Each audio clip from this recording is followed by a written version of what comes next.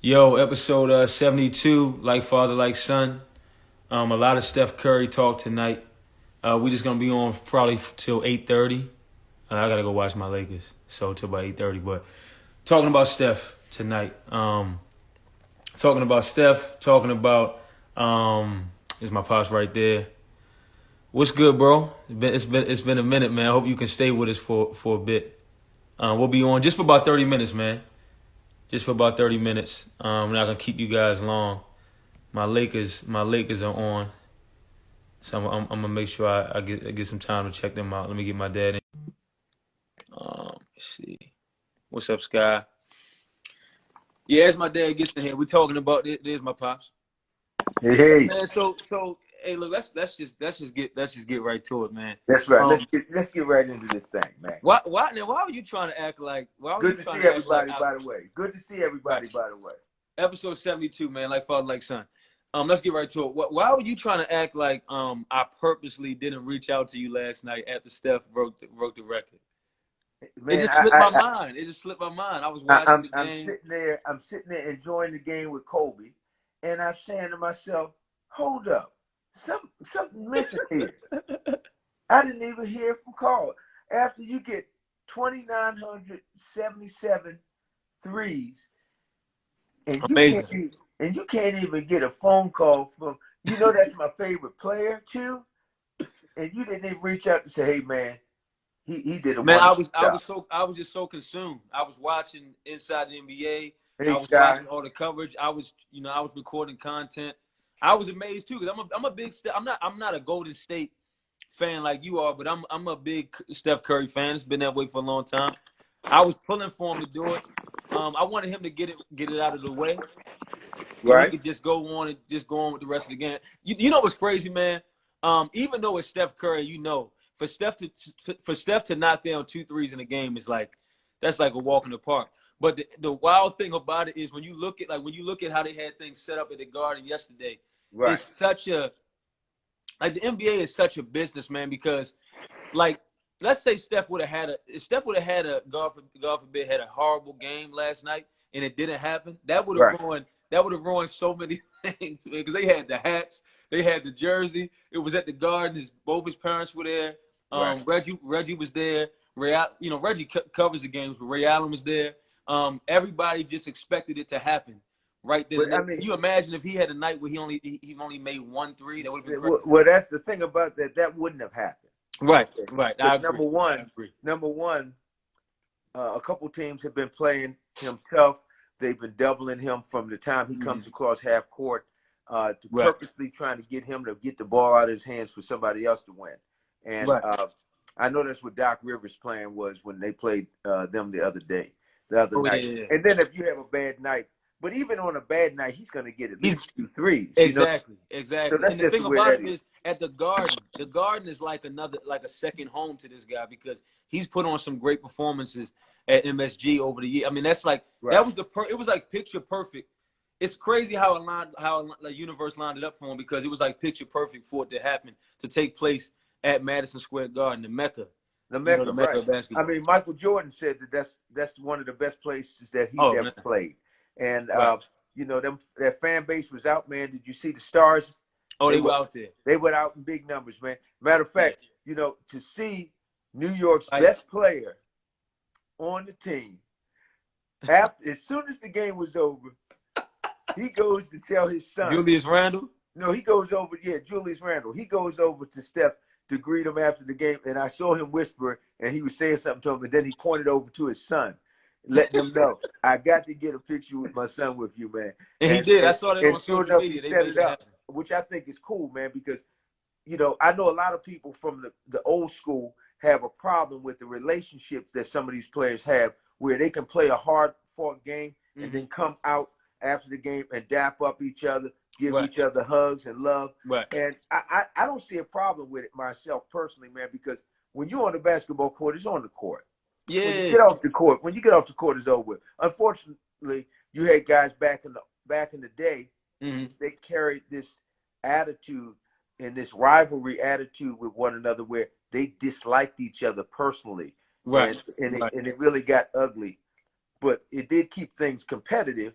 but Right. it just went over the top. You know what I mean? Well, And that, this generation is different. This generation is different. A lot of them are friends, compared to what you saw back when you were my age watching the game. well, It's back in different. those days, it was only a handful of guys making the top dollars too. So Right, you can right. imagine Now so many people are some making guys were some guys were multi-millionaires jealous. of it. Some of them were jealous. It's Right. like you making $3 million and I'm making 200,000. No, I'm a little irritated about Right. that. Why am I gonna be dapping up with you? I can't even hang with you. You know what I mean? Hey, Pops, check. I want you guys to check something out. Take a listen to this stat, and then I want to talk about it because they kept flashing this on the screen last night, and even when I was watching some of these sports talk shows today, and this really stood out to me. I threw this in the notes. Okay. So Steph has made 2,977 threes on 6,903 attempts in 789 games. Less than 800 games he's done this. Ray Allen, who Steph passed last night, Ray Allen is second on the list for most made threes in NBA history. He made 2,973 three-pointers on 7,429 attempts in 1,300 games. And the last person I want to mention in this was Reggie Miller, who was in the building last night.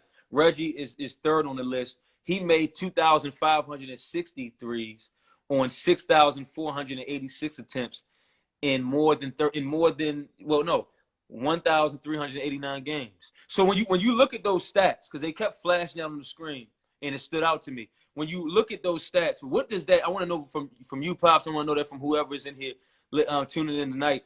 What does that tell you about just how special Steph is? The fact that he did it in less than 800 games, and he's probably got several years left in his career. So who knows where that number is going to eventually get to?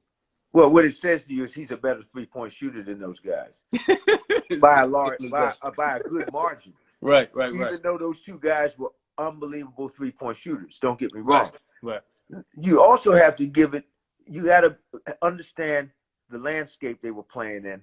Mm-hmm. Those guys, the 3-point shot was not as much of a smart shot to take unless you were a good shooter back in those days. You just couldn't be jacking up threes and you can't shoot threes. These guys especially off the dribble. These guys shot the three, but they weren't shooting the three at the level that a Steph Curry was shooting, because he's got the ability, him and Klay Thompson have the ability to shoot threes and hit 6, 7 straight. Right. Okay. When you can hit the three so easily, and then they started to seeing the benefit of the three, how it made open the floor up more, and made it easier for you to get guys open and guys to be cutting and to feed the big man, and it was just so many benefits from being able to hit a three on a consistent basis. But we also used to talk about growing up is you can shoot your way in a game and you can shoot your way out of a game. Right. And if you're jacking up a bunch of threes and missing them, and the other team's getting the rebound and going down and scoring 2 points, you can get in trouble like that. You can live by the three. They've always said you can live by the three. Live by it or die by the three. Right. So, but I mean, obviously, he is at another level. Even though those guys were great, he was at another level, and it's based on those stats. That's what it proved. Well, the thing about it is that, and I'm glad you added some context to it, because one thing that I found interesting last night, because they interviewed Ray Allen, they interviewed Reggie, both of them together before the game last night, and one thing those guys were saying is that, in their day, their time, playing, especially if you're talking about the 90s or early 2000s, they were saying, man, for them, they were normally putting up at most maybe 5 3-pointers in a game. So the level of efficiency had to be very, very high at that time, because, like you were just pointing to, Dad, to most coaches back then, you were not going to put up 10 or 15 3-pointers in a game. That was not a high percentage shot. Right. The highest percentage shot was feeding the post, getting the ball to the guy on the block. Right. And let's try to work our way from, the inside to the outside. And that was honestly the case even when I was growing up playing the game. I mean, I remember being in middle school or high school or college, and the coach, that was the part of the talk, the pregame, conversation. Our first 3 shots are going to come from inside the paint. I don't care if you have an open 3. That's been said to me. That's been said to teams I've been on. So when you look at it now, it's just, Steph Curry just totally changed the game. But I also want, so I do think just to add some context to it, we do have to think about that, right? Right. Teams weren't collectively putting up over 33s in a game like you see now. And I'm going to get to something that Kenny Smith said about that a little later. But I also want to point to something you said about him just with the stats that I just read to you.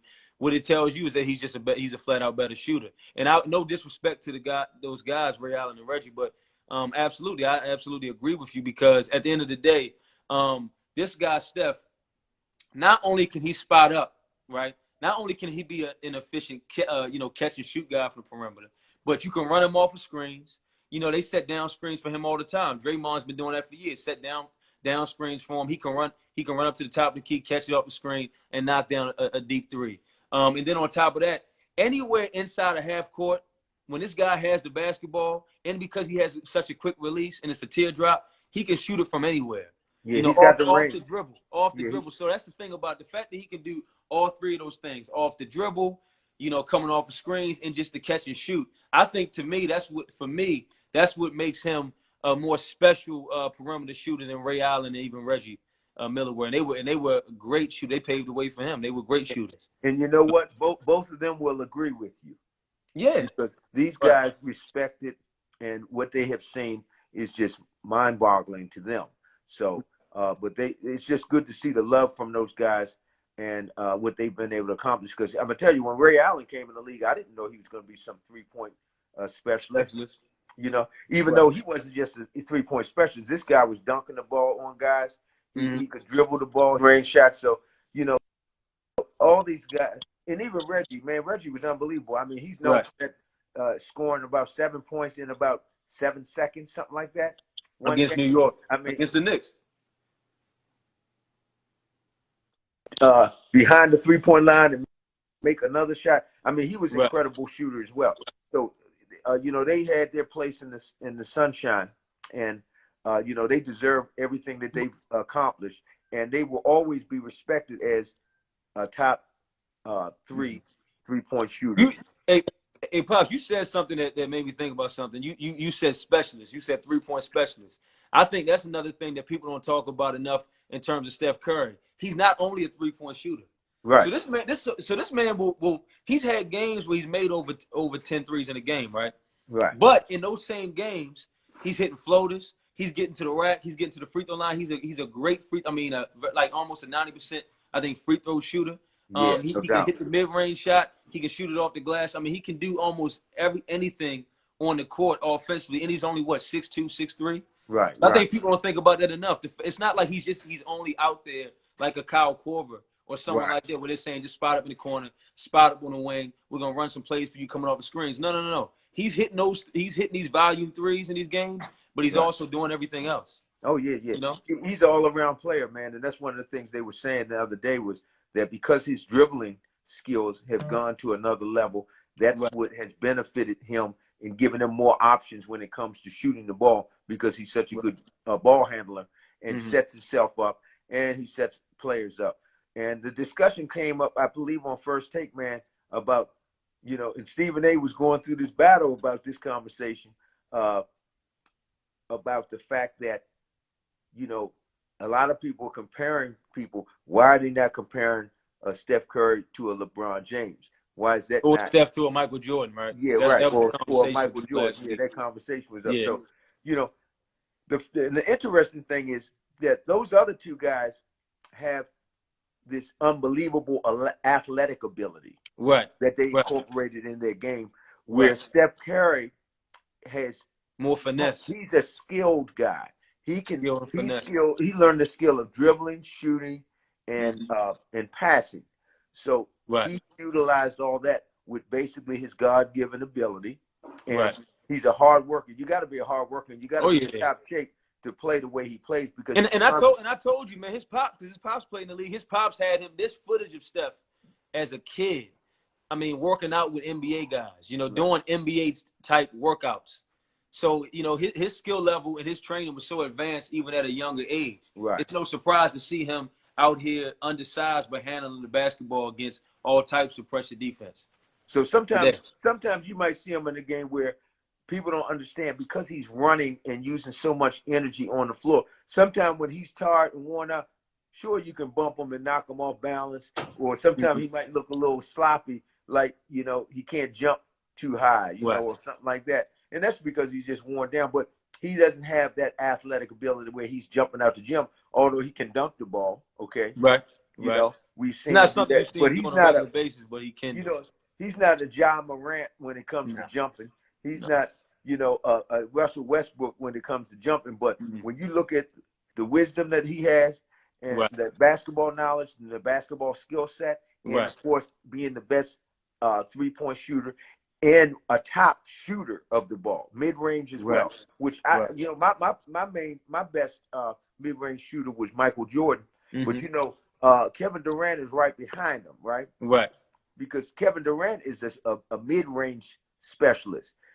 He shoots the three, but he specializes in the mid-range shot, man. And you know, Melo was it? I mean, Melo's in another that. one. If you had a top 10 in that, you know, a Karl Malone would be in there. You know, people like that didn't shoot the three necessarily, but were mid-range shooters. And that's something to talk about too. That's a good topic to get on. Absolutely. Mid-range specialists, mid-range guys that were some of the best mid-range shooters in the game. I want to ask you guys another question, Pops. I want to ask you another question. You know, seeing Steph break the record last night, it made me think. You know, and I was watching Inside the NBA, so I got to see what Kenny Smith had to say, Ernie, Charles, Shaq. But you know, last night after he broke the record, one of the first questions that came to my mind is, will another player in the NBA, a current player or a future, you know, NBA player, break Steph's record in my lifetime? That was a question that was like one of the first questions that came up, and I was quick to want to give an emphatic no to that question. But as I was doing that, I'm watching Inside the NBA, and I was listening to something that Kenny Smith said, and I got a lot of respect for his basketball knowledge. He was a 3-point specialist when he played, and he said something really interesting. He was saying, you know what, he thinks that there's a great possibility that record, without, because like I said, the thing is with Steph, he has more years left. So let's say he plays for another 5-6 years. That number is going to be so crazy. So who knows what that number is going to get to. But what Kenny Smith was pretty much saying is that, you know, Steph has changed the game completely, what he's done for the game. I mean, when you go, you know, Mike Wilbon was saying right now, when he takes his son to the gym to play basketball, and his son's young, he said, these kids are, they're putting their gear on, they're grabbing the basketball, and they're going to the 3-point line. Even some of them are stepping 3 and 4 and 5 feet behind the 3-point line, and they're just starting to jack threes. When I was coming up, you know, when you trained me and coached me, when I had other coaches and trainers, they always taught me, because I was a shooter, they always taught me. So when you put your gear on and you go to warm up and you're just trying to get it, you know, you're trying to work on the mechanics, get a feel for the game and everything, get a feel for your shot, your hands, everything, just to make sure that, you know, you'll be ready for practice, you'll be ready to perform in games and all of that. But you start in close, you started inside the paint and work your way out to the 3-point line. It's totally different now. So with that being, and the fact that, you know, until Steph, man, I was not accustomed to seeing any player in the NBA put up 10 and 15 threes in a game like it was nothing. And I wasn't accustomed to seeing teams like Phoenix, like Golden State, you know, like the Brooklyn Nets put, you know, at one point the Houston Rockets when Harden was on there and then Tony was coaching those boys. I was, you know, for years I wasn't accustomed to seeing teams collectively put up 30 and 35 3-pointers in one game. So what Kenny Smith's pretty much saying is, because of all of that, just imagine where the game's going to be in 10 years, 20 years, 30 years, 40 years, 50 years. I mean, teams are going to be probably putting up 53s in the game. So just for that particular reason, that ups the chances tremendously that his record could be broken. Now, what I would say as kind of like a rebuttal to myself is that, will someone come in and do it the way that Steph did? I don't think so. But will his record be broken in my lifetime? I think there's a great chance that can happen because of the way that he's changed the game. Well, any record is possible to be broken at some point in the lifetime. Right. But I don't think that one's going to be one that's going to be broken for a long time. That's just Right. my opinion about it, especially when he's still playing right now and Mm-hmm. he's still shooting the ball like that. And as long as he stays healthy, Right. he can do it. I mean, it's almost like what LeBron James is doing. He's going to hang around and play long enough to be able to have the most points and the most rebounds and the most assists in one person. Mm-hmm. You know, that record that he's going to create from the numbers that he ends up with, it's Right. going to be very difficult to break. Right. It's really not anybody in the league right now that's going to be able to do it other than a guy like a KD, and he won't break them with the assists. Okay, Mm-hmm. so he can forget about assists. He might be able to do it with the points, the Right. longer he's around, Right. and even rebounds is going to be kind of questionable because he doesn't get that kind of amount of rebounds that LeBron usually gets. Right. But yeah, his numbers are going to be off the charts as So well. do you think that Steph's record is going to be broken in your lifetime, in my lifetime? I don't think so. I mean, because that could be another 25 years, man, that he could hold on to that record. Now, I agree with what you're saying. Guys are going to be shooting the three a lot more. But you got to understand, it all depends on the way they're running offenses and things of that nature. And if you get a specialist that's that good, like a Trae Young is a good three-point shooter, and he would be next in line to go after that title because he's young and he can shoot the three. Mm-hmm. So he can shoot the three from deep too. Yeah, he can shoot the three. So he would be the next person in line to try to go after that. Then you're going to have LaMelo Ball is another one that will be in the running if he has a long career to be able to have a chance at it. But none of them have done it like Steph, and none of them, even those two, don't even do it like Steph now. So so I just think it's going to last a good while, especially since he's still building on it, you know. And but who knows, man? But the game, I don't think the game is going to be as great if it turns into just a 3-point shootout. I agree. And I just don't think I that agree. I don't think that the league is going to let that happen. I don't think that the players are going to let that happen because a lot of those guys have other skills, and it's just not shooting up threes. Some of these guys have the inside strengths, and the mid-range game is always going to be valuable because the 3-point shot can get you out of a game as quick as it can get you in a game. You know what I mean? And you get too many people shooting that three and jacking it up. Now I will say this, and I think Golden State and Phoenix is showing, especially Golden State is showing you showing us this year. When you can shoot from the perimeter the way they can shoot from the perimeter, and you have a guy like Steph Curry on your team, leading your team, and you can play defense, that's when it's like it's really no debate there. When you can do that plus play defense, when you look at Houston, when Dan Tony was coaching Houston, they were jacking up threes all day. Matter of fact, they became just a small ball type of team. You know, even when they had a big Clint Capella, they ended up trading him and getting rid of him, and they just went small. But they could not defend as a team. They could not defend. You had guys like PJ Tucker, they couldn't defend at the level that you're seeing. Which was a bad move. That was a bad move getting rid of Capello because really, we're seeing even from the Golden State Warriors now, the value of having a good big man, because they really still need a big man, a good big man. I think so. When you're talking about championship, Draymond's good. That would help. You need. It's good to have a 7-footer that can play the game, man. Because I'm gonna tell you, it always opens up the jump shot, the three, when you have a good inside game. And if you don't have it, everybody's gonna push up on the defense more. On the guys on the guards and the perimeter guys, they're going to push up on them more because they're not going to be threatened by a big man in the middle getting easy buckets. Not only that, you need a good big man to defend against that basket when you got guys driving. Otherwise, it's going to be a layup line. You don't want that to be the situation either. So, but we can go so deep into those conversations. Oh yeah, absolutely, all day, every day. My mentor, Rob Parker, man, I want to read a couple things to you. And I'm just curious. I want to read a couple things to all of you guys. Is it a couple things that Rob said about me? I'm ready to hear him. Go ahead. No, it's not things Rob Parker said about you. It was things he said about okay.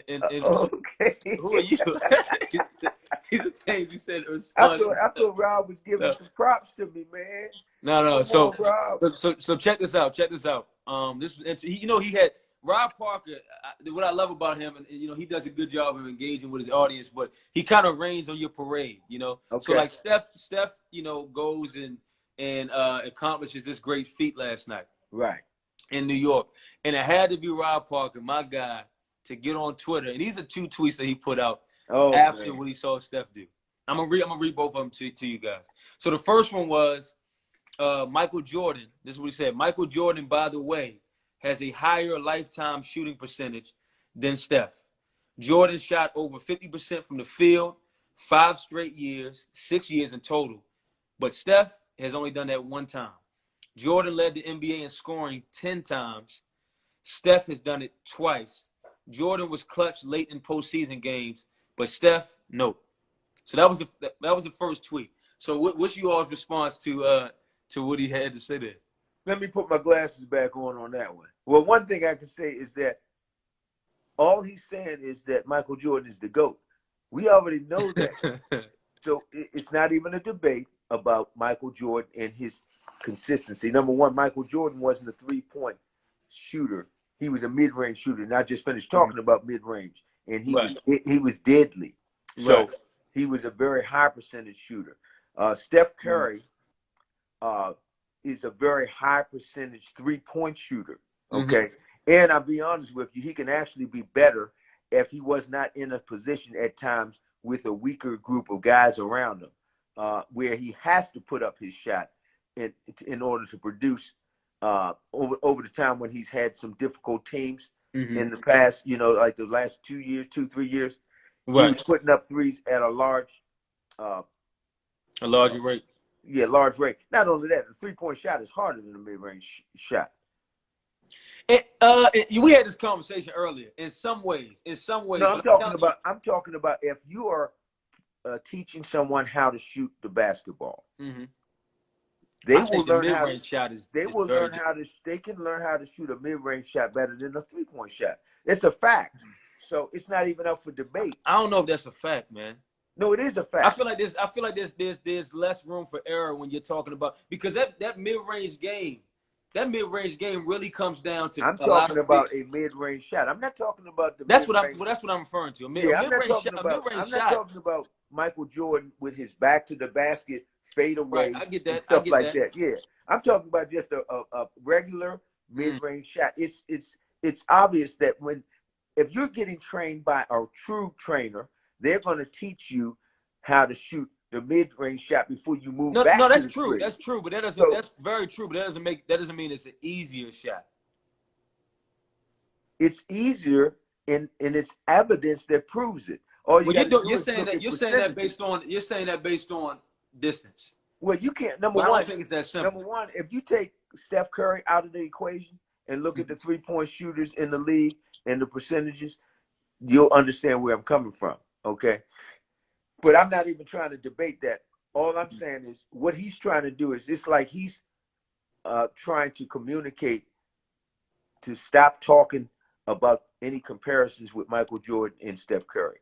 He's trying to shut that. Yeah, Rob's just trying to shut that down. But I also think that Rob is trying to say that everybody now, because we're living in this moment right now, because we've even said it. I've been on record, and I'll continue to say it. I've been on record. You've been on record saying it. I believe Steph Curry is the greatest shooter that I've ever seen in my lifetime. I think he's the greatest. I think he's the greatest 3-point shooter, even though he can shoot mid-range shots at a high number. But I don't say he's the greatest. So not greatest overall shooter. I give Michael Jordan the great. I think personally, Michael Jordan was the greatest mid-range shooter. Right. Okay. Right.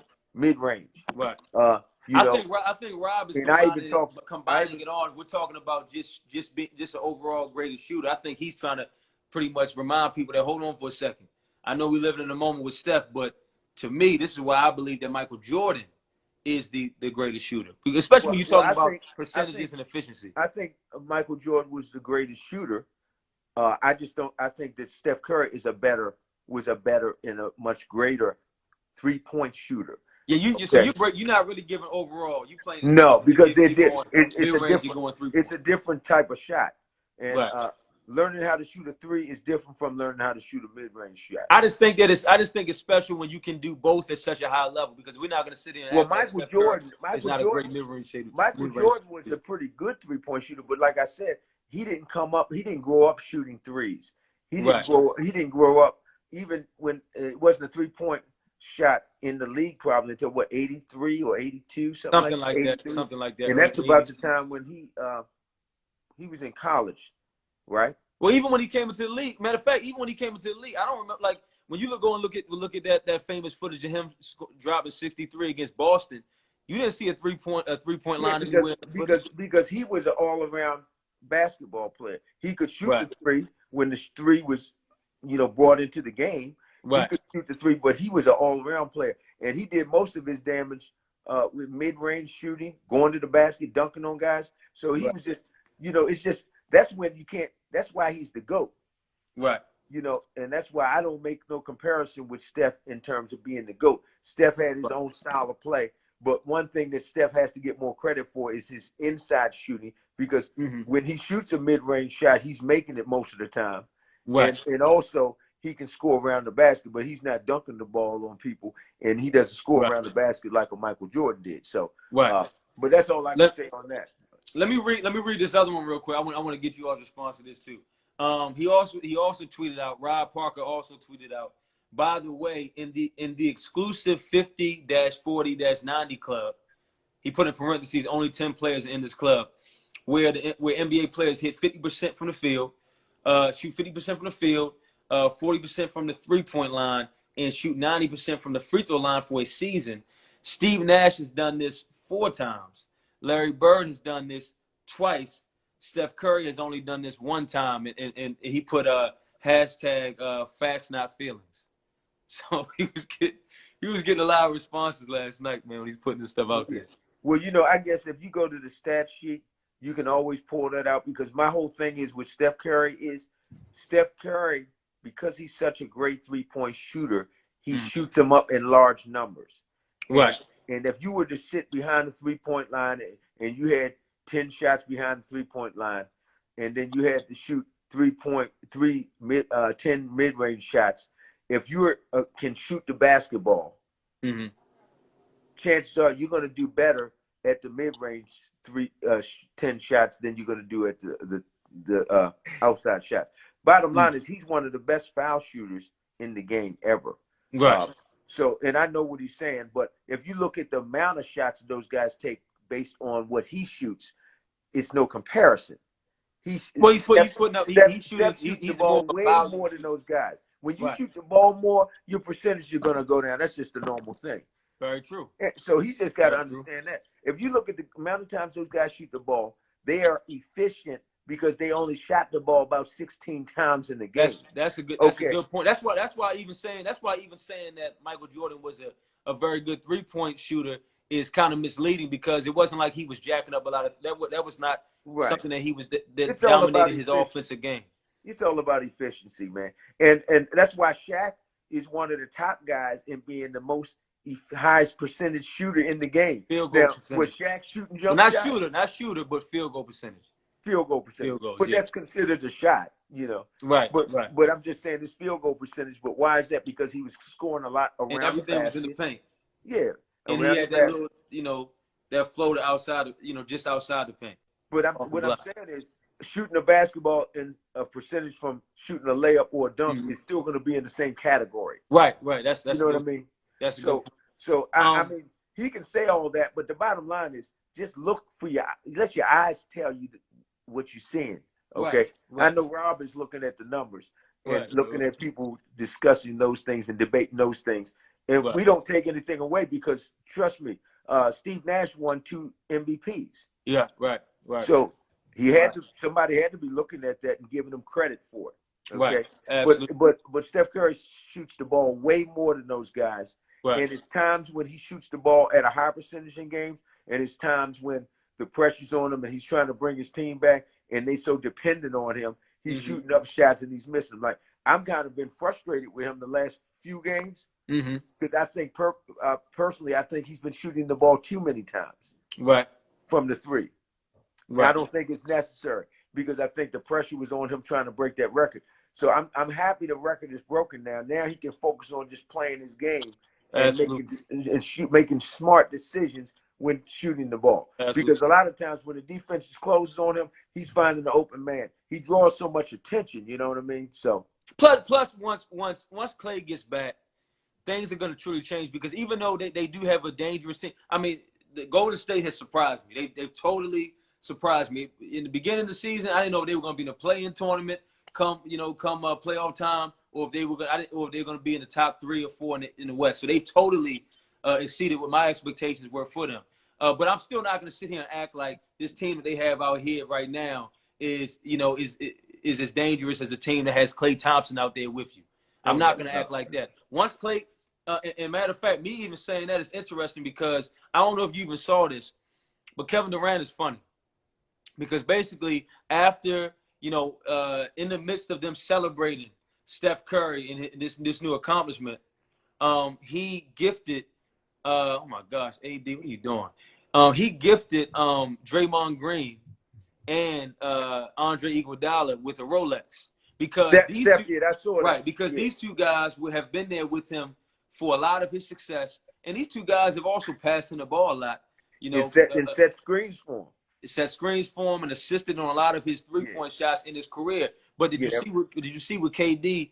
Kevin Durant in Kevin Durant fashion, he tweets out, "Send me my rollie."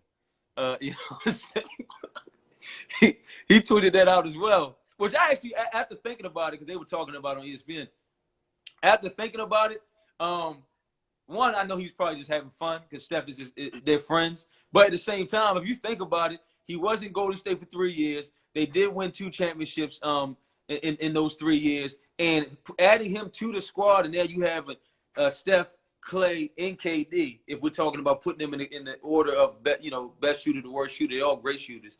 But you have those 3 guys. It's going to open things up for all 3 of them, right? Right. So I mean, if you're talking about KD, KD he owes Steph something. Just like you can say that Steph owes him something, and same thing with Klay Thompson. Oh yeah, so he does make a good point, because just think about that, man. Think about I wish I could find a stat. KD owes Steph something for the championships that he won. Say that again. KD owes Steph Curry something for having Right. two championships. Right. KD owes Steph something for having 2 MVPs. Honestly.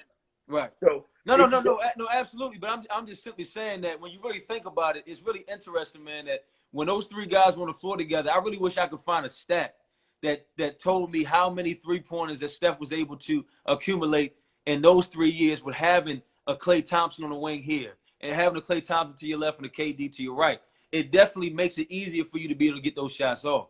And he didn't give Klay Thompson a Rolex either, though. Well, I'm not saying he didn't. I'm just talking about what I saw on social media. Oh, Klay Thompson he might not have been there in the building that night, because he's still doing his rehab and everything, man. Right. Kobe saying, "I wish y'all was seeing this Lakers game." Oh, dude, I mean, I'm watching the Lakers. It's right in front of me, man. It's right in front of me here. There's nothing really to talk about. They're down 1 against Dallas, and Luka's not even playing. So, I mean, they're 15-13 at this particular point. Think about this. They were talking about this earlier, right? They were talking about this in the pregame show earlier about the Lakers. Up until this point, they had a very easy schedule. Okay. And matter of fact, most of the teams that they played at home were below 500 teams. Right now, if you look at their schedule for the rest of the season, they might have the toughest schedule in the Western Conference, man, for the remainder of the season. So at this particular point, they have no choice but to get things together, man. AD has no choice but to be the AD from 2019-20 season. LeBron's been doing his thing. Russell Westbrook has been getting better. But at this point, they have to gel, man. If they want this thing to work, it's got to start clicking right now. Right. So but I mean, to me, it's not really major news, because at the end of the day, I still feel like, as much as I love my Lakers, man, I'm a Lakers fan forever. Right. I still don't think that it matters. I think this season is going to come down to Golden State and Phoenix. That's just what I personally feel. Well, man, it was a good conversation tonight, and I'm sure we'll have another big one coming up next week. And of course, our communication to the fans and the supporters will go on throughout the week. Right. But it was So, good having this discussion with you tonight, son. right, absolutely, man. Episode 72, like father, like son. Felt good to be back. We'll be back on. We plan to be back on next week. I know we got Christmas coming up, but we'll be populating content on YouTube and everything in between. So just stay tuned for those things. We'll be if you missed this show live, we'll be posting clips of this show on our YouTube channel, like father, like son, and on our social media platforms as well. I'm about to go watch my Lakers. I think that LeBron James got hurt, so I definitely got to go. Oh yeah, I think he just hurt his ankle. So I definitely he's got to go. holding his ankle. I So definitely got to go. all All right, right, Pop. talk with you later. My guy.